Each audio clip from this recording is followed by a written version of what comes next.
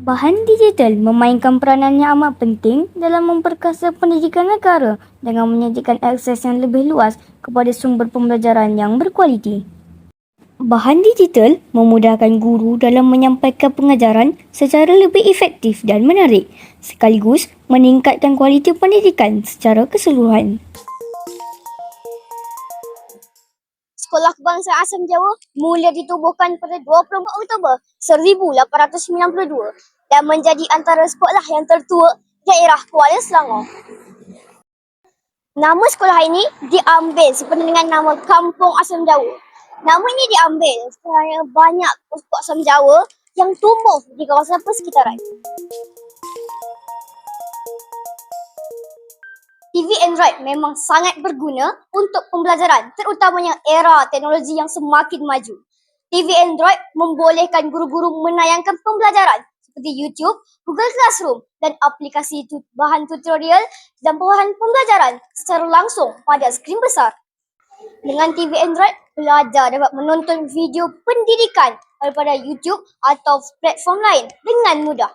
Ini termasuk tutorial khusus dalam talian, video penjelasan topik dan banyak lagi.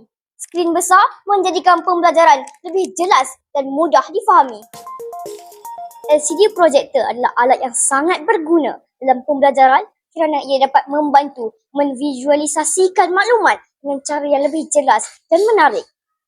LCD sekecil tapak tangan ini sangat mudah dibawa ke mana-mana, yang mana guru tidak perlu lagi membawa LCD yang besar ke kelas dengan pelbagai wayar yang banyak.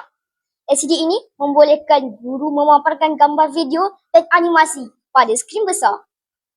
Dengan menggunakan handphone, guru menyimpan maklumat pembelajaran dan memaparkan di kelas dengan cara mirror map. Murid dapat melihat dengan jelas dan memahami perkara yang disampaikan oleh guru. Screencast di telefon bimbit adalah fungsi yang sangat berguna yang membolehkan guru merakam aktiviti yang berlaku pada skrin telefon pada TV Android. Screencast membolehkan guru membuat tutorial video yang menunjukkan cara menyelesaikan pembelajaran dengan lebih jelas dan menarik. Dengan itu, guru hanya menyimpan maklumat pembelajaran dalam telefon bimbit dan akan memaparkan di skrin TV Android. YouTube adalah platform yang sangat berguna dalam pembelajaran kerana ia menyediakan akses kepada pelbagai video pendidikan yang boleh membantu dalam proses pembelajaran dan pengajaran. Guru-guru di sini telah membina channel YouTube untuk pendidikan murid-murid di sekolah ini. Dengan wujudnya studio TV PSS, guru-guru telah menerbitkan bahan-bahan pendidikan dan maklumat tentang sekolah sejak tahun 2005 lagi. Komputer membolehkan pelajar mengakses sumber pembelajaran dalam talian seperti e-book, artikel, video pendidikan dan kursus dalam talian. Ini memudahkan pelajar mendapatkan bahan pembelajaran yang terkini dan relevan dengan mudah. Komputer menawarkan perisian pendidikan dan aplikasi interaktif yang dapat membantu pelajar memahami konsep-konsep yang sukar melalui simulasi, permainan pendidikan dan latihan praktikal. Contohnya, pelajar boleh mempelajari konsep dalam matematik atau sains melalui simulasi interaktif yang lebih mudah difahami.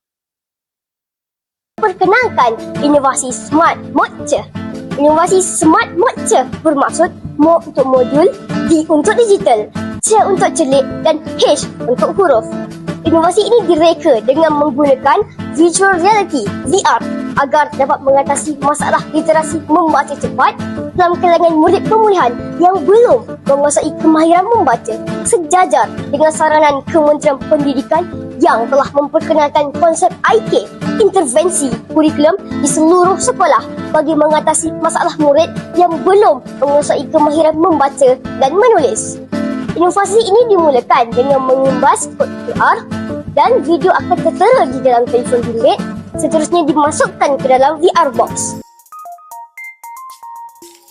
Dengan kemajuan teknologi, bahan digital menjadi satu elemen penting dalam usaha membangunkan sistem pendidikan negara yang lebih moden, inklusif dan berdaya saing di peringkat global.